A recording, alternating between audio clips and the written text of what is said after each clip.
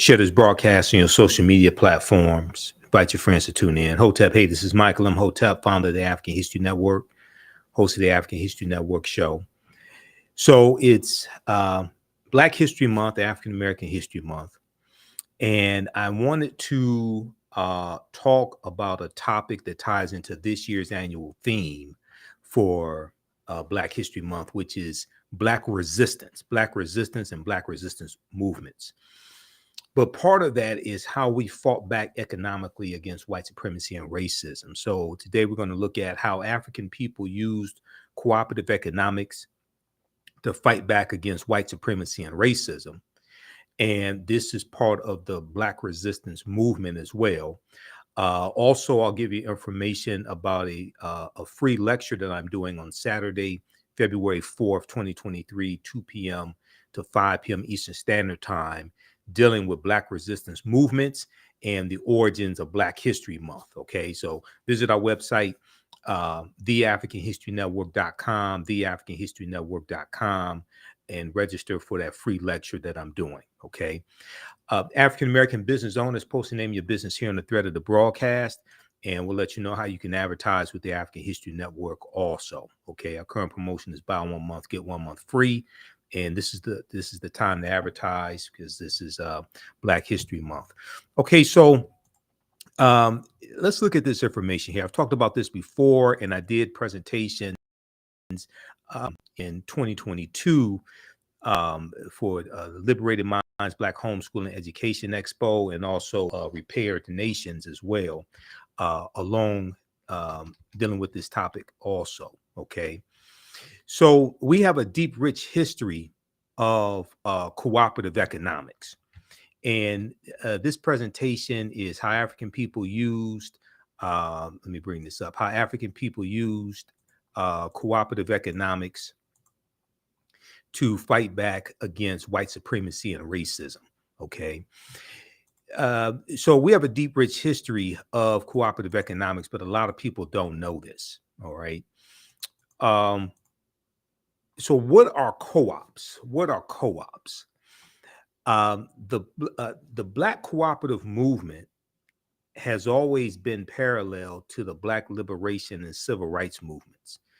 We've mostly heard about the political side of the movement, but you can't name a major political leader that did not point to cooperatives as a pathway to freedom, said Dr. Jessica Gordon Nemhard, who's the author of the book Collective Courage, which deals with the history of African American cooperatives. Now, I first found out about her in this article from 2014 from newsone.com called Stop Saying Black People Don't Support Each Other Economically. Stop saying Black people don't support each other economically. And I interviewed her back in 2014, and also I read her book as well, Collective Courage. This book right here, Collective Courage, A History of African American Cooperative Economic Thought and Practice by Dr. Jessica Gordon Nemhard. And she's one of the top scholars when it comes to the history of African American co-ops, okay, and cooperative economics. So if we go back and let me go back to the PowerPoint presentation here. And African American business owners also post the name of your business here on the thread of the broadcast as well. So when we celebrate Kwanzaa, okay, one of the 7 principles of the Nguzo Saba is Ujamaa, which is cooperative economics. But a lot of times people get cooperative economics confused with just Black capitalism.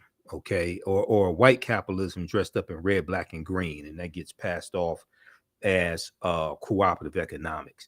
So when we look at the 4th principle of Kwanzaa, which is Ujamaa, to build and maintain our own stores, shops, and other businesses, and to profit from them together, to build and maintain our own stores, shops, and businesses, and to profit from them together. Now, Dr. W.B. Du Bois, speaking about economics when it comes to African Americans.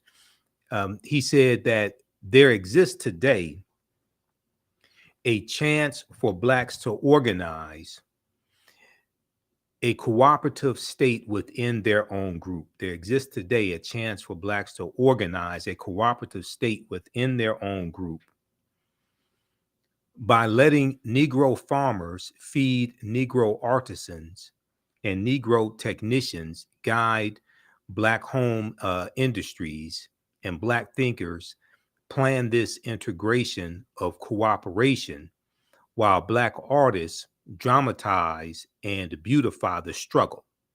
Economic independence can be achieved. To doubt that this is possible is to doubt the essential humanity and the equality of brains of Black people. Now, there was a good article from abcnews.com that talked about mutual aid networks find roots in communities of color. So we're going to see that one of the types of cooperatives that we had were the mutual aid societies, and these are going to be some of the first types of co-ops that we had, the mutual aid societies. Amid the unfolding disaster of COVID-19, have been moments of generosity, whether it's people pulling together, support for college students who've been tossed out of college dorms, or collective money to help restaurant workers, street vendors, and movie theater employees pay for their medicine, groceries, and rent.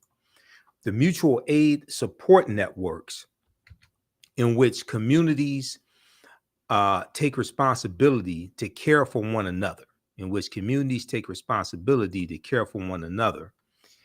rather than leaving individuals to fend for themselves, have proliferated across the country as the pandemic turns lives upside down. Now, the nonprofit called Town Hall Project created Mutual Aid Hub, which is a collection of it's a tracking system to track the various collective efforts, these various cooperatives.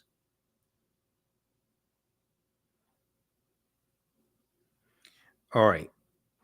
So they created a mutual aid hub to track all the various collective efforts when the coronavirus began its rapid global spread in March of 2020. Back then, it counted only 50 mutual aid groups, but by May 2020, the number had grown to more than 800 in 48 states. It grew to more than 800 in 48 states. Now, this was driven by what the hub's lead organizer, Shivani Desi, called a grassroots explosion of organizing.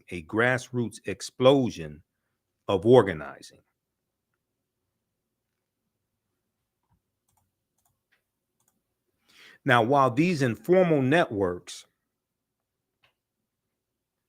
have sprouted up in response to the coronavirus pandemic, mutual aid organizers and scholars say they have existed long before then. So this taps into our history of cooperative economics, how we were able to fight back against white supremacy and racism, how we were able to survive, okay? And a lot of times, either we think we don't have a history of economics, economic empowerment, or anything like that, or we'll focus in on white capitalism, but not deal with the co-ops. And these were principles that we brought with us from Africa, Okay, the concept of the cooperatives, these are principles that we brought with us from Africa. Okay, now while these informal networks have sprouted up in response to the pandemic, mutual aid organizers and scholars say they have existed long before then. Few people are aware of their deep roots in communities of color where such networks have been built for centuries. Now, the concept of cooperating and pooling resources within a community is rooted in communities of color, said Margot Dalal, executive director of Detroit Community Wealth Fund, and an Indian American woman.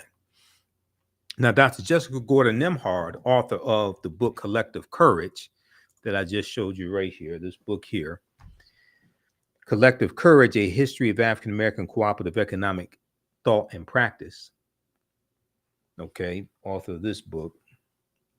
Dr. Jessica Gordon Nimhard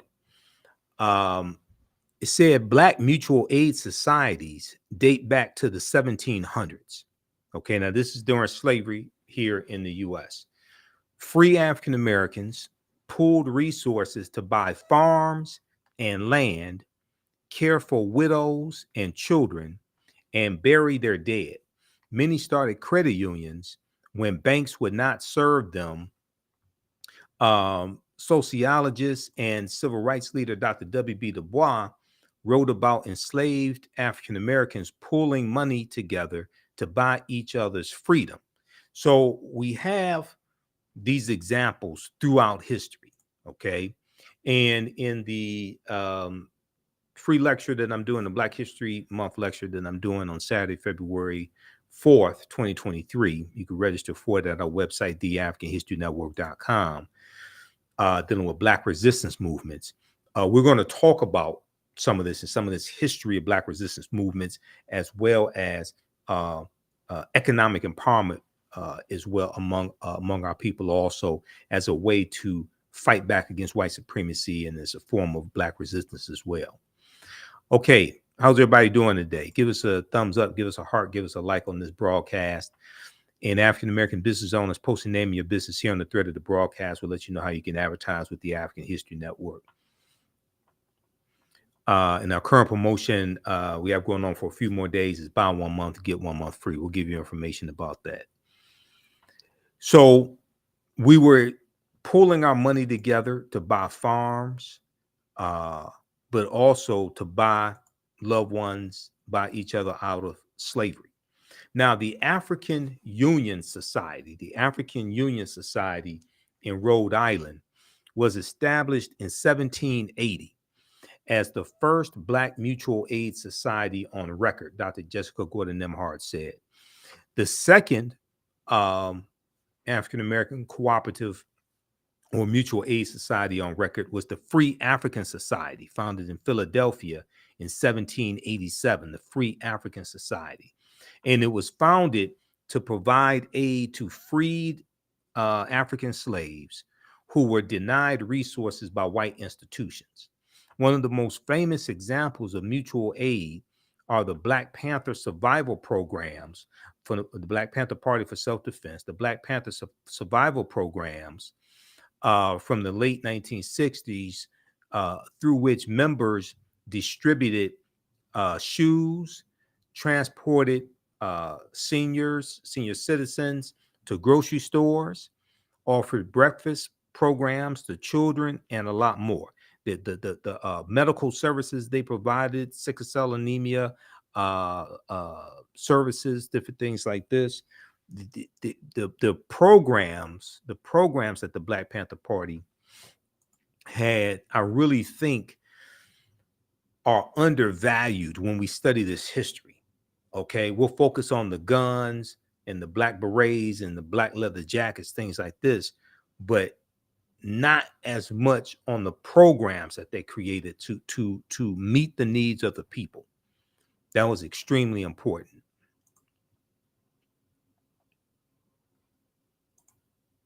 Okay, let's continue. Now, in many major cities, More than half of African Americans were part of at least one mutual aid society by the 1800s. In more than in many major cities in the U.S., more than half of the African American population were part of at least one mutual aid society by the 1800s, according to Dr. Jessica Gordon Nemhard. Well over half of the societies she's researched were started and run by African American women who continue to be vital in mutual aid networks. Now, Dr. Jessica Gordon Nemhard said she believes mutual aid is part of the history of all communities, but especially of communities of color, okay, that face obstacles accessing resources. And this is the mutual aid societies are crucial when we study the history of African Americans. Quote, mutual aid and co-ops are a way for groups that have faced discrimination to have some level of economic stability. Part of my work is to remind part of my work is to remind African Americans that mutual aid is part of their history too. And see, the problem is that we don't understand our history. So a lot of us think it was white capitalism, or really don't understand how we were able to survive economically. But it's with the co-ops, okay? And that, and you know, my degree's in business administration with a major in marketing. And when in business school, you know, I graduated from Wayne State University here in Detroit, and in Wayne State's business school, we learned white business principles.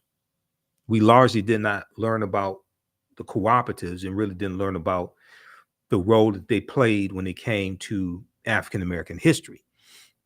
And I started learning that, studying African history while I was at Wayne State, African history and African American history. I started learning that outside of the class, outside of the business school. But what happened is that a lot of African Americans ended up going to white business schools and learning white business principles. And then we try to bring those white business principles back to our communities and implement them. And they don't work for the masses. Okay, they may work for individuals. They may work for um, your family, but for the community, they don't. For the masses of African Americans, they don't work like the cooperatives actually work. But if you don't understand that history, if you think that cooperatives um, um, are just something that, you know, white hippies do or something like that, and you don't understand that we have a deep, rich history in that, and these are principles that we brought with us from Africa, then you'll the best you may do is to dress up white capitalism in red, black, and green, okay, and try to pass it off as black capitalism or black empowerment or something like that. So we have to understand the difference.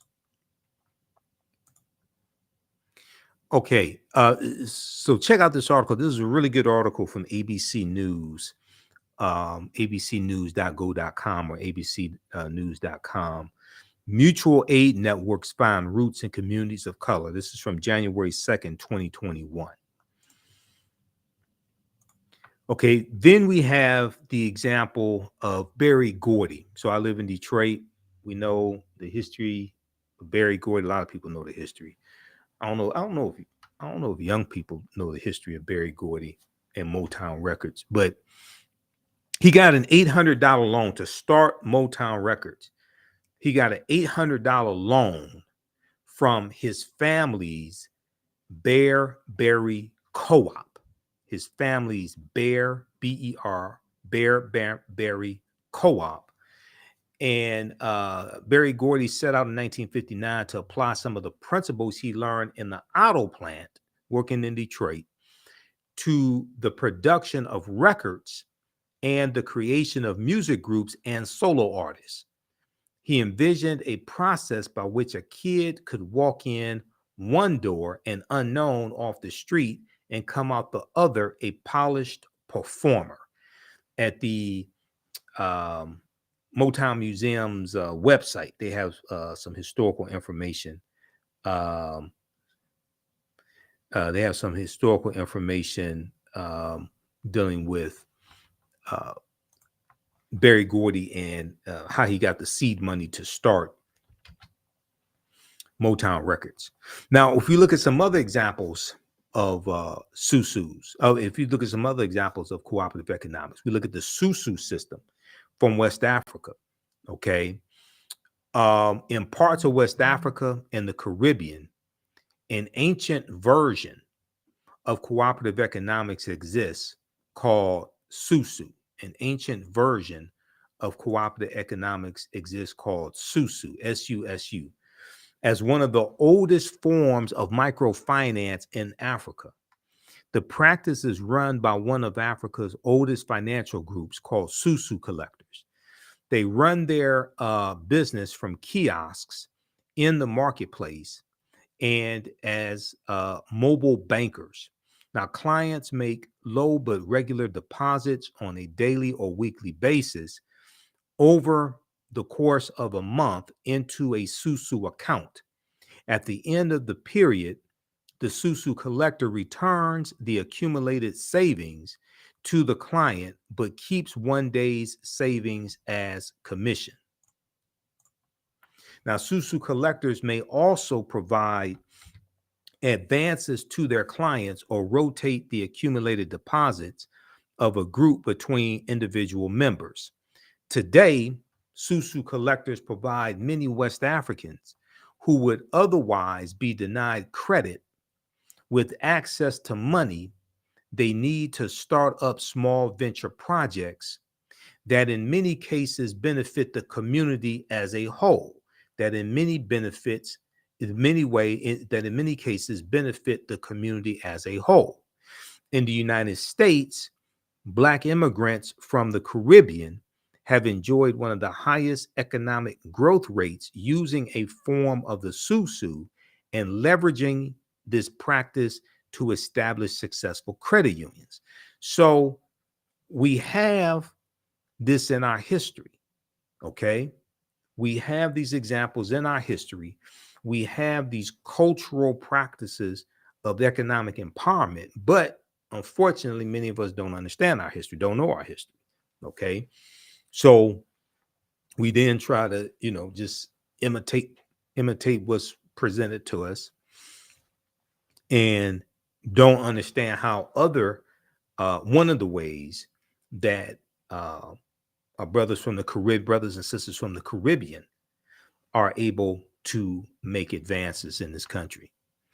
All right, African American business owners, post name your business here on the thread of the broadcast, and also email us at AHNshow@AfricanHistoryNetwork.com, AHNshow@AfricanHistoryNetwork.com, and we'll let you know how you can advertise with the African History Network.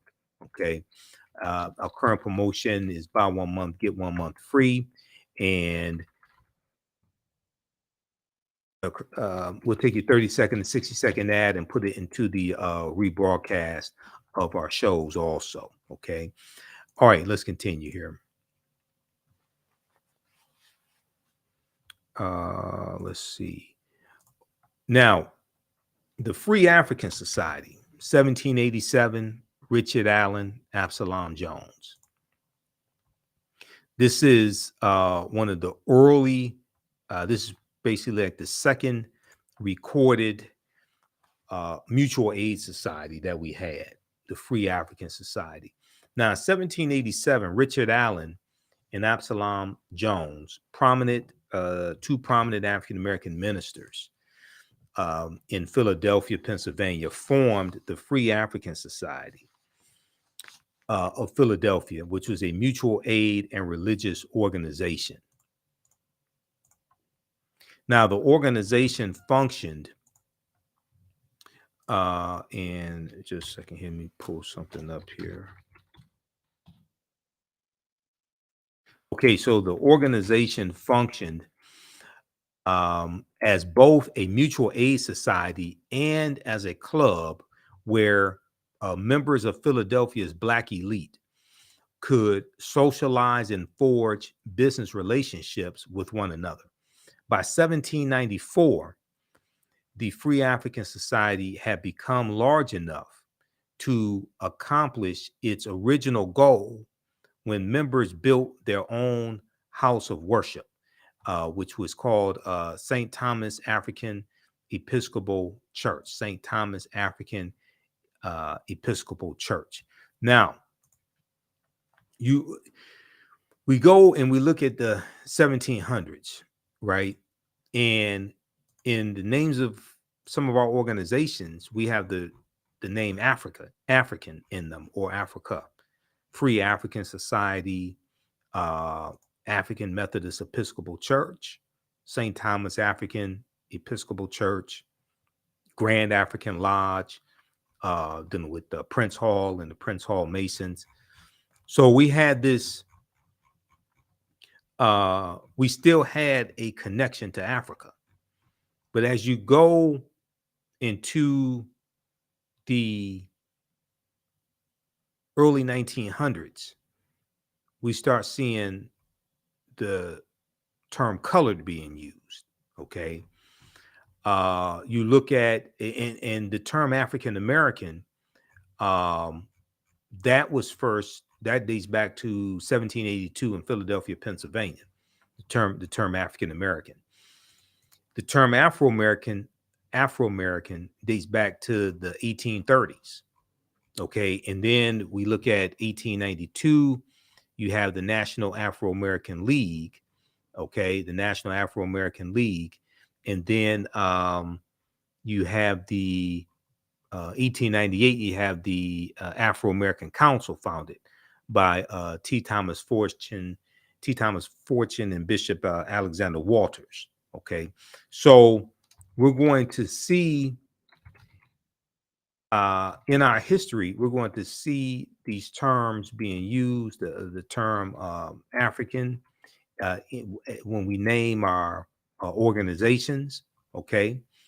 And we're going to see in the early 1900s, the term colored being used also. You may see colored in the late 1800s, but you still see the term Afro being used, like the Baltimore Afro-American newspaper. The Baltimore is created in like about the 1880s or so, black newspaper. All right, now, Free African Society, 1787. Now, in addition to providing assistance to the sick, widowed, and orphaned members of Philadelphia's Black community, the Free African Society also extended its help to the cities at large. It also extended its help to the cities at large. The society's most famous contribution was the help members provided during the yellow fever epidemic in 1793, which killed thousands of Philadelphians. There's a good article from blackpast.org, called Free African Society, that gives you some background history on this mutual aid society. So then we have the Colored Merchants Association. This is one of my favorite co-ops, the Colored Merchants Association. And the Colored Merchants Association was created around 1928. It comes out of the National Negro Business League, created in 1900 by Booker T. Washington. Now, in 1928, the National Negro Business League of Montgomery, Alabama, established the Colored Merchants Association, the CMA, the Colored Merchants Association, which is a cooperative organization of African-American owned grocery stores, a cooperative organization of African-American owned grocery stores. And they're going to grow to have,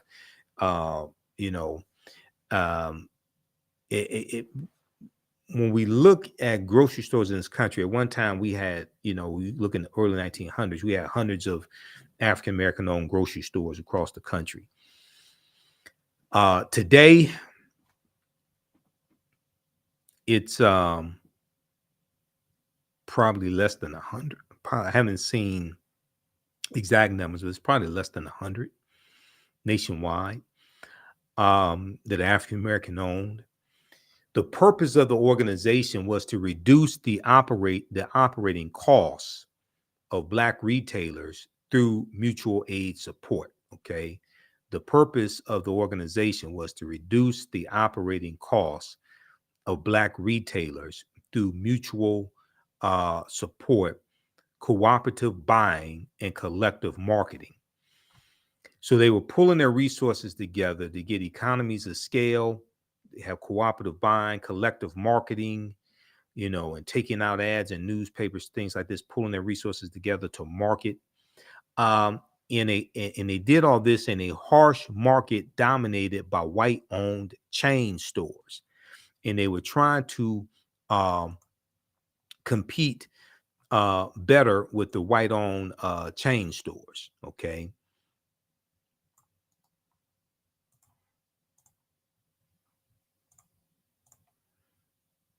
Okay, like the Woolworths and the Kresge's, things like this. Okay, let's continue. Now, the association, the Color Merchants Association, spread to nearly 18 cities across the country, including Chicago, Philadelphia, Nashville, Dallas, and New York. The CMA built its national headquarters in New York City in October 1929. Chapters were organized in cities with 10 or more stores. The Color Merchants Association members paid $5 per month per store and were required to meet designated standards.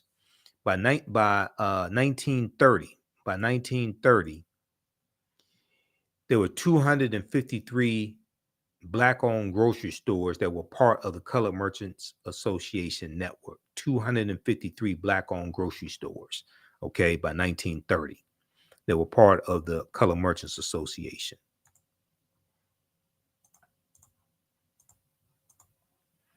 Now, the CMA model was markedly successful. Associated stores reported increases in business and profits. Members received services from the association, such as intensive training in merchandising techniques,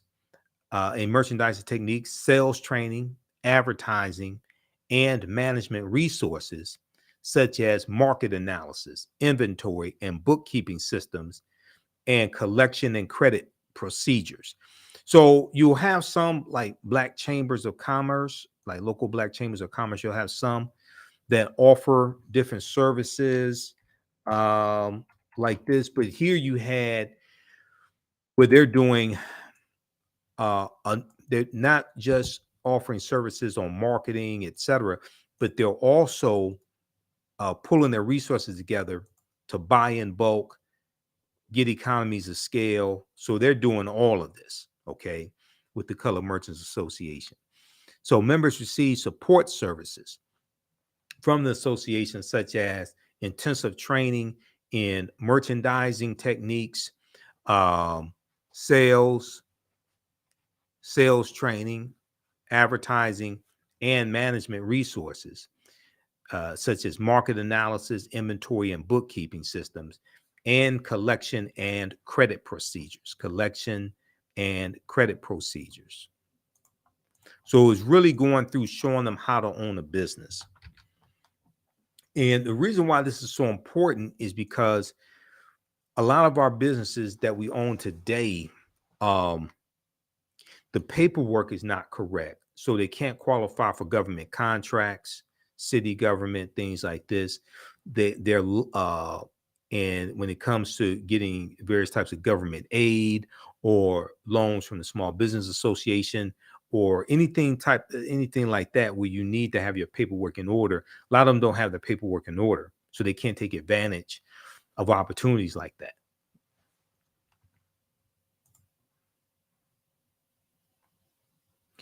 All right, now the colored, another really popular cooperative that we had, and probably the largest, because this grew to have 1.2 million members. The Colored Farmers National Alliance and Cooperative Unions, the CFACU, founded in 1886 in Texas. The Colored Farmers National Alliance and Cooperative Union, the CFACU. So the Colored Farmers National Alliance and Cooperative was formed in 1886 in Texas. Despite the fact that both Black and white farmers faced great difficulties due to the rising price of farming and the decreasing profits that were coming from farming, the protective organization known as the Southern Farmers Alliance, did not allow Black farmers to join. Okay, the Southern Farmers Alliance did not allow African American farmers to join. So a group of Black farmers decided to organize their own alliance to fill their need. Okay, so here, see, this is a form of Black resistance because they're trying to force us into bankruptcy on the farms, lock us out of opportunity, lock us out of the ability to be able to compete against the white farmers. So we're organizing ourselves to pull resources together and to stay alive, but keep our farms profitable and also be able to hold on to our land. Okay, now we're going to lose millions of acres of land, various reasons. I mean, the Great Depression was devastating. We lost about 200,000 farms just from 1930 to 1939. When you look at the devastation that the Great Depression had on African Americans and in land ownership.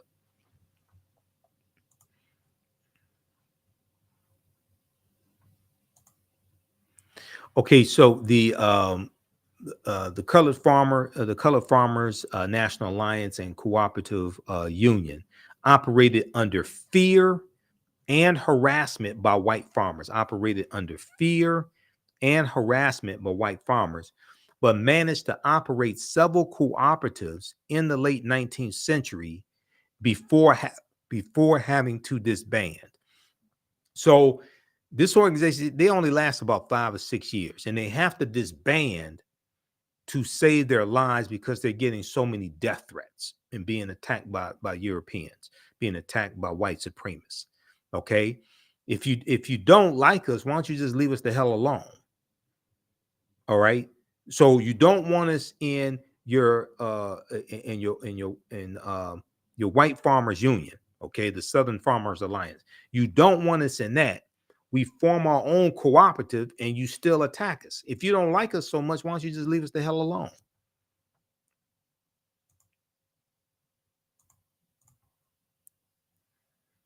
So they operated under fear and harassment by white farmers, but managed to operate several cooperatives in the late 19th century before having to disband.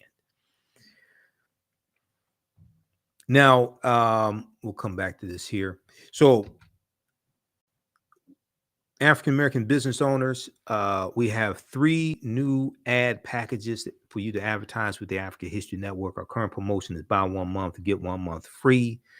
We reach thousands of people across the country on a daily basis.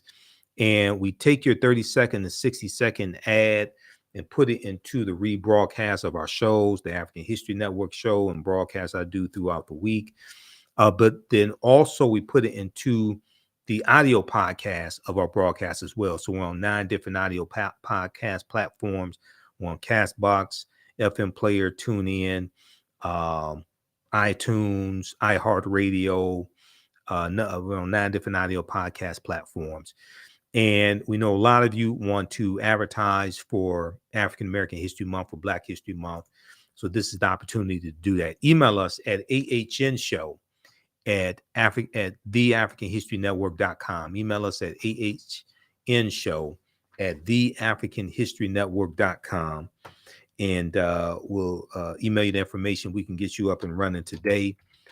And you may have a brick and mortar store. You may have a e-commerce store. Doesn't matter.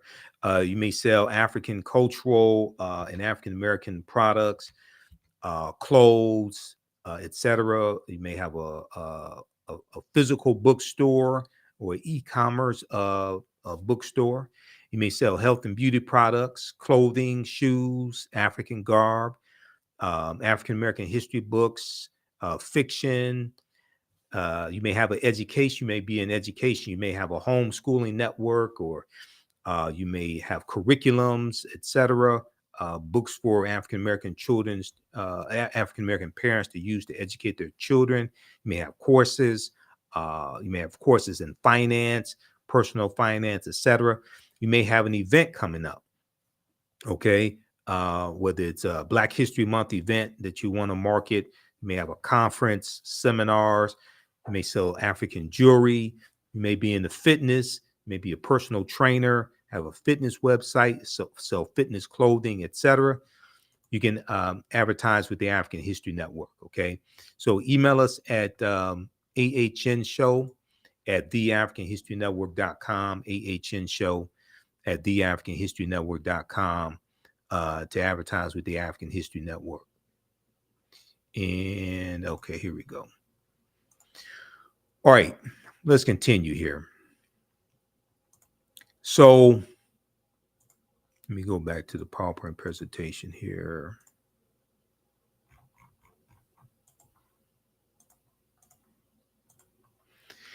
All right, there was a good article from Vice.com, okay, Vice.com, that dealt with how Black co-ops can fight institutional racism, how Black co-ops can fight institutional racism. This is from August 9th, 2016. And in this article, it's a pretty extensive article, but in this article, they interviewed Dr. Jessica Gordon Nimhard also.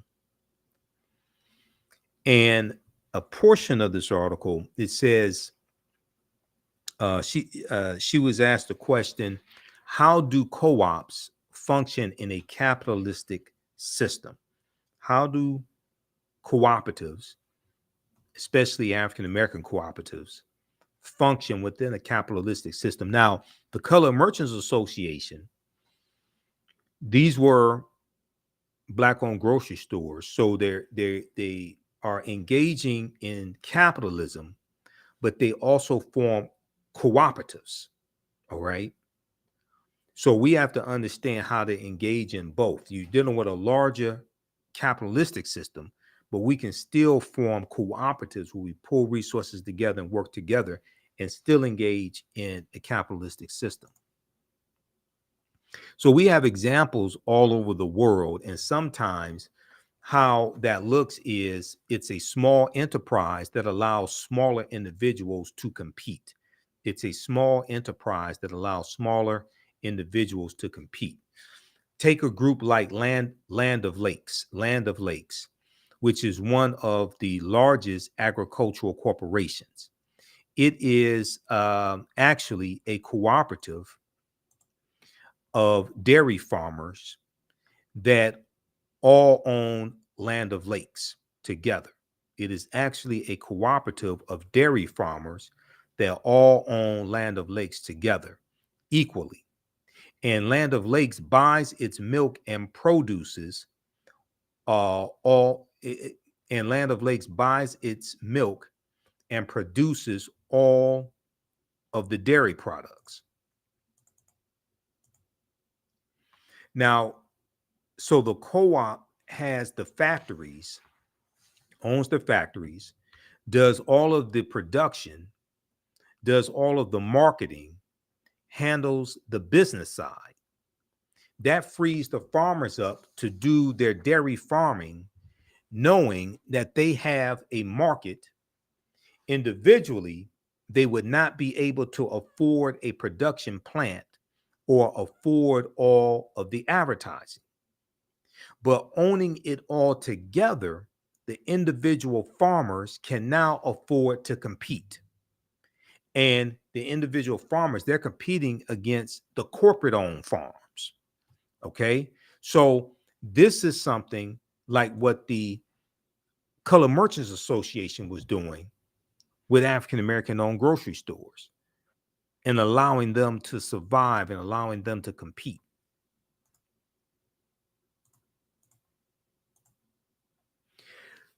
So she was asked the question, what role has cooperative economics played in Black communities in the US? Now, African Americans have engaged in some form of collective economics throughout our entire history in America. Sometimes it was tilling kitchen gardens on Sundays when we weren't working as enslaved people and sharing the produce. Sometimes it was putting in dues to bury loved ones. By the 1700s and 1800s, we had more formalized systems of collective economics that were more enterprise driven, like insurance companies and collective farming, Eventually, we had collective grocery stores, credit unions, and healthcare. Europeans eventually recognized the model around 1844, and it formally came to the US. African Americans then started forming official co-ops in the 1860s and 1870s. By the 1880s, labor unions were actually helping workers to start their own co-ops, and African Americans were involved in that too. So we have a deep, rich history, not just in economic empowerment and business ownership, but also in cooperative economics. Now, what's the relationship between segregation and cooperative economics? Okay, now one of the things we learn when we study cooperative economics is the stronger co-ops have members who have a strong sense of camaraderie. Stronger co-ops have members who have a strong sense of camaraderie. So how do you find people who already have that feeling and get them to do co-ops?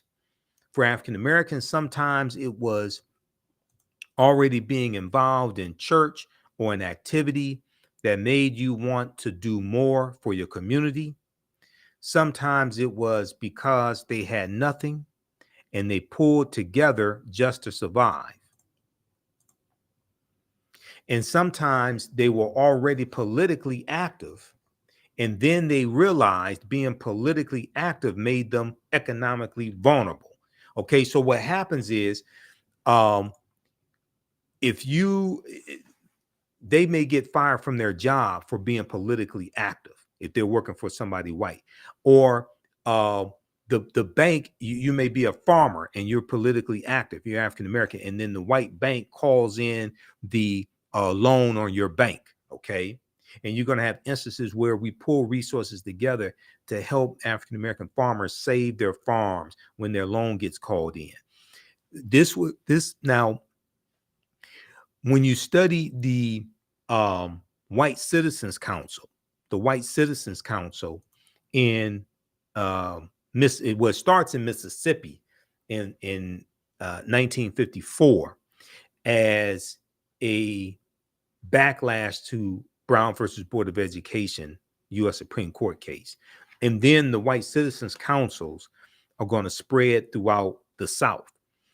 And these were formed by white businessmen and bankers. You're going to have some ministers in there as well. Plantation owners, landowners, farmers, white farmers, etc.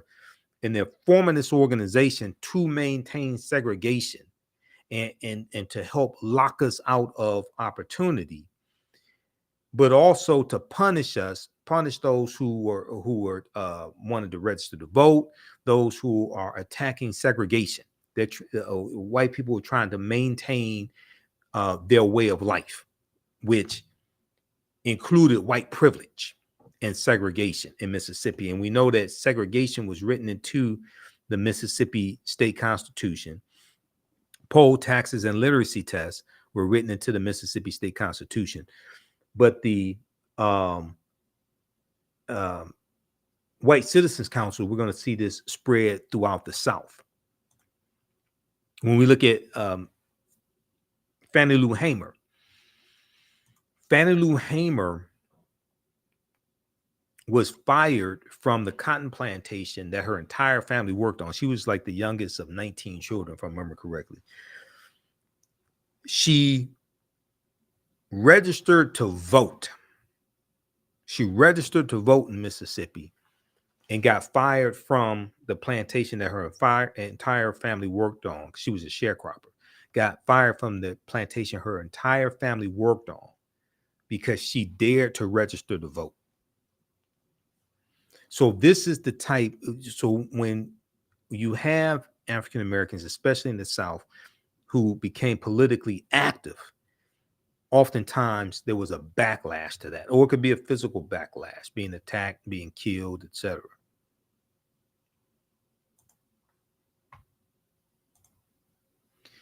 Okay, Dr. W.B. Du Bois said that we need to self-segregate so that we can create this, create that sense of solidarity and use an economic structure that recognizes that sense of solidarity to create economic prosperity for all of us. And from that position of strength, we can go back out to the rest of the world. Either integrate if we want to, or at least demand our rights and demand equal footing. Okay, so this is a good article from Vice.com. This is just an excerpt of the article called How Black Co-ops Can Fight Institutional Racism from Vice.com from August 9th, 2016. Okay, now, Saturday, February 4th, 2023, 2 p.m. to 5 p.m. Eastern Standard Time. I'm doing a free Black History Month lecture, Black Resistance Movements, and we'll deal with the Black History Month origins as well. We'll talk about Dr. Carter G. Woodson. We'll deal with some of the origins of Black History Month, African American History Month, but we'll deal with this year's annual theme is Black Resistance Movements, okay?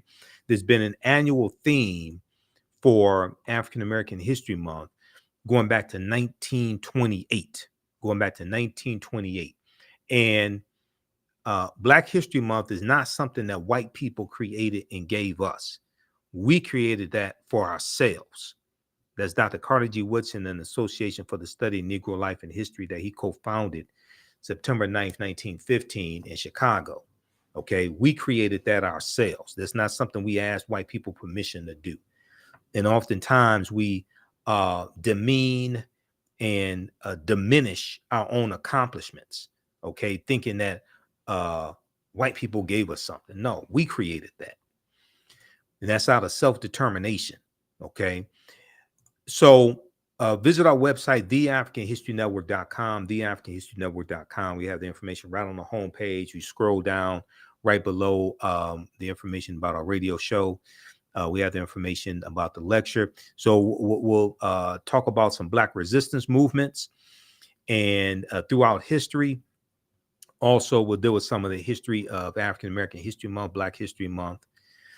And I'll give we'll do a overview. We'll do an intro to a new 12-week online class that we have starting up on Saturday, February 11th.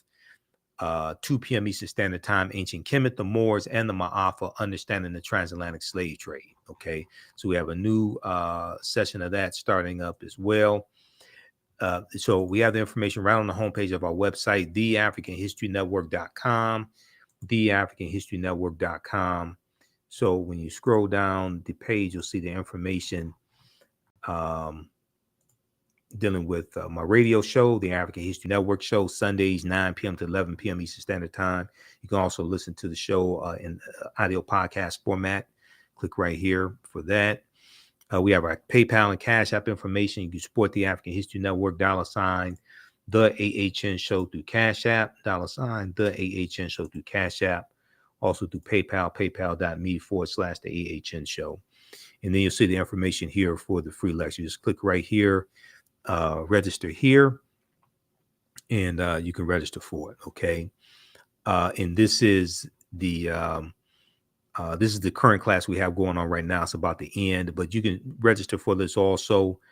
Ancient Kemet, the Moors, and the Ma'afa, Understand the Transatlantic Slave Trade, because you'll be able to watch it on demand. It's on sale right now, $60, regularly $130. But even after the course is over with, you can go back and watch the entire class as well. 2 years from now, 3 years from now, you'll be able to watch the entire course. So that's how our online classes are. Even after the class is over with, you don't lose your access to that course that you registered for. All right, let's continue. Okay, so this is taking place Saturday, February 4th, 2023, and you can register your children for the class. Well, the free lecture. I don't do a lot of cursing, things like that. My presentations aren't overly graphic, so I would say the content is PG-13. PG-13. Register your family for it also. Visit TheAfricanHistoryNetwork.com.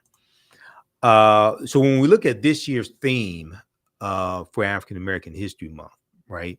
Black resistance. Black resistance is the annual theme. And there's been an annual theme going back to 1928. Some of these annual themes have dealt with the continent of Africa also. So this presentation I'm doing on Saturday will look at a history of resistance movements from African Americans over the last 200 years. We'll also look at the origins of Black History Month in Dr. Carter G. Woodson. We'll do an introduction to a new 12-week online history class that I'm teaching as well, Ancient Kemet, the Moors, and the Ma'afa, Understand the Transatlantic Slave Trade.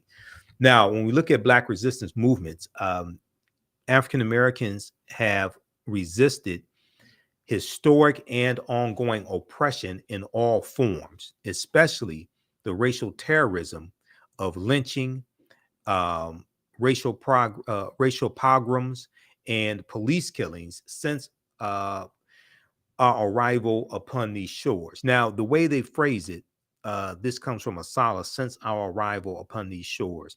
I will rephrase that and say since the arrival of Europeans on these shores, because one of the things I deal with in the class and one of the things we'll talk about in the lecture that I'm doing, African people have been in this land we call the United States of America going back at least 51,700 years. We were here in this land before Native Americans even came into existence.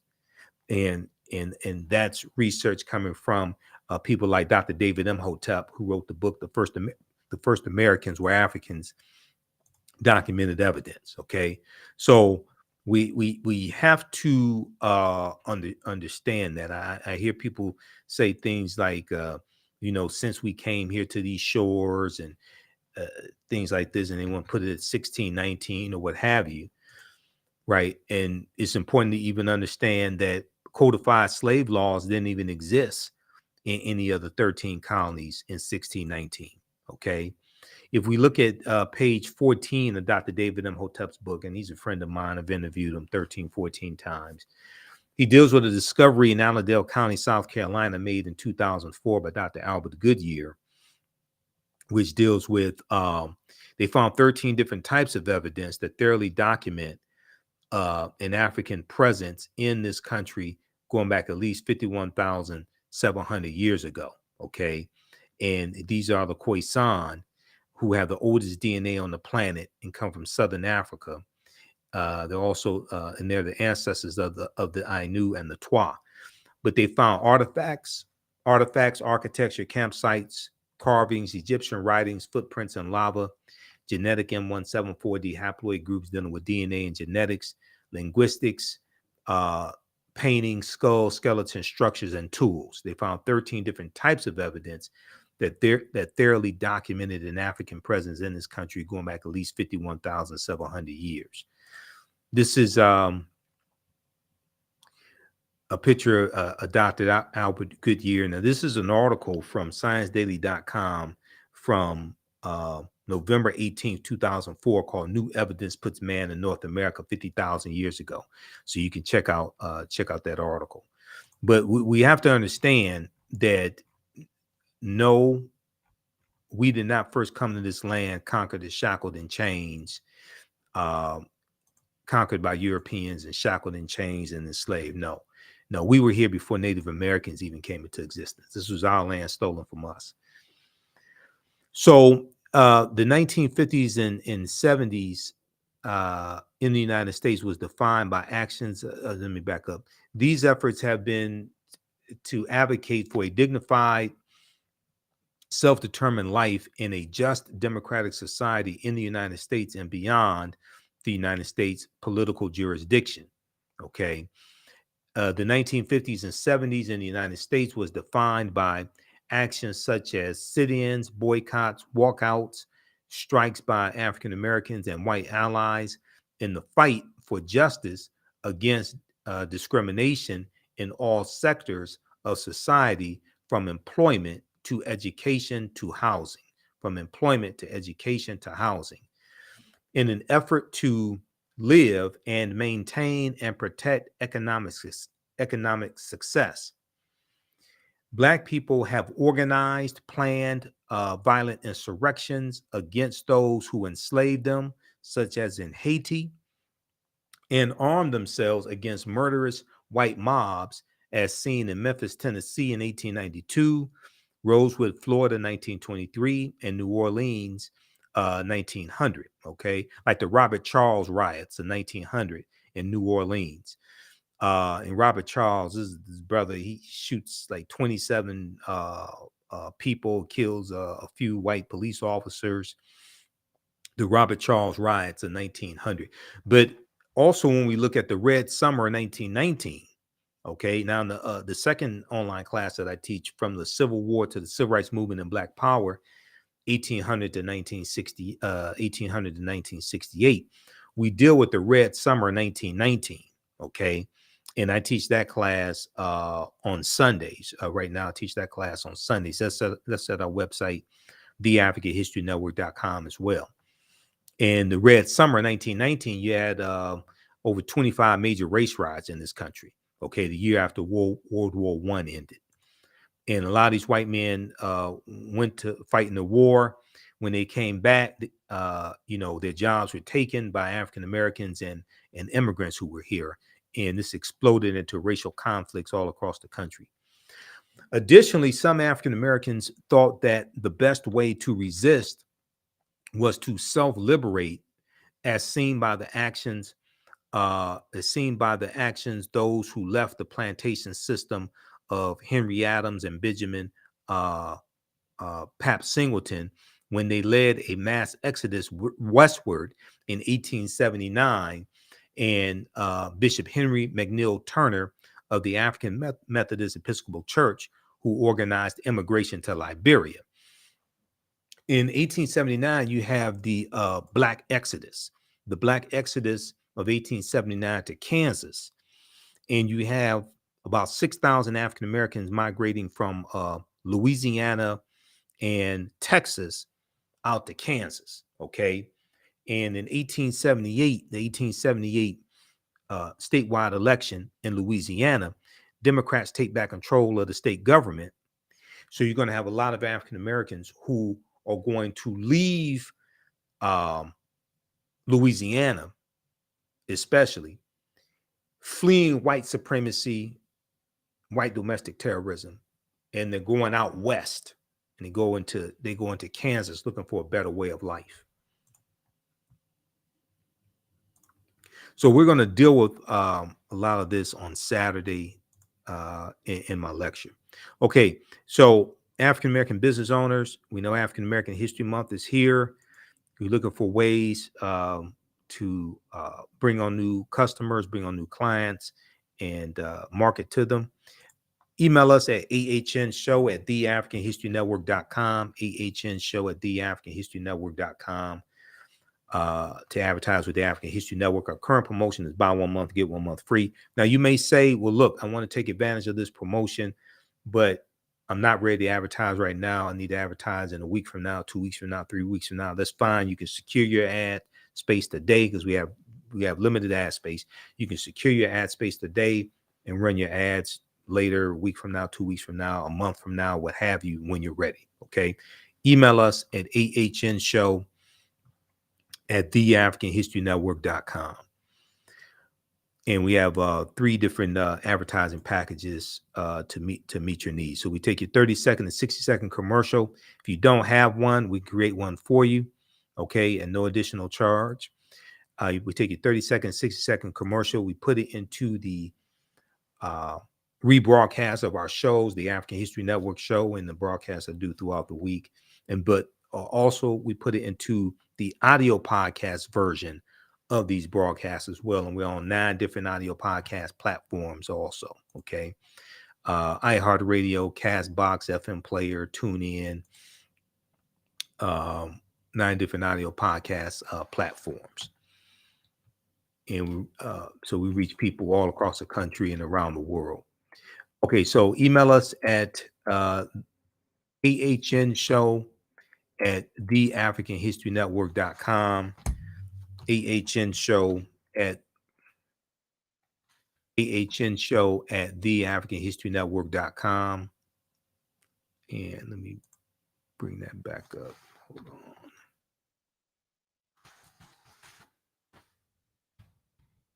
All right. And we'll get you started today.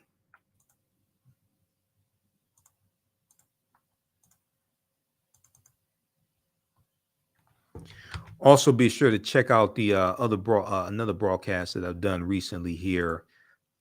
This deals with why 80% of Black-owned businesses fail in the first 18 months or go out of business in the first 18 months. Check that out as well. Okay, we have that here on the African History Network, on our Facebook fan page, the African History Network, and our YouTube channel, Michael Imhotep, IMHOTEP. If you like this type of information, give us a thumbs up, give us a heart, give us a like on this broadcast. Also, you can support the African History Network, $ the AHN Show through Cash App, $ the AHN Show through Cash App, also through PayPal, paypal.me/the AHN Show. And be sure to register for the free online lecture that I'm doing Saturday, February 4th, 2023, 2 p.m. Eastern Standard Time, dealing with Black resistance movements. And Black resistance is the national annual theme for Black History Month 2023. We'll deal with Black resistance movements. We'll deal with the origins of Black History Month. And I'll give a overview of my new online class as well, 12-week online course, Ancient Kemet, the Moors, and the Ma'afa, Understand the Transatlantic Slave Trade, what they didn't teach you in school. Okay. All right. So thanks for tuning in. Follow us here on Facebook and YouTube. Turn on live notifications so you know when we go live. Remember, right now it's correct wrong behavior. It's not over till we win. Wakanda forever. And we'll talk to you next time. Peace.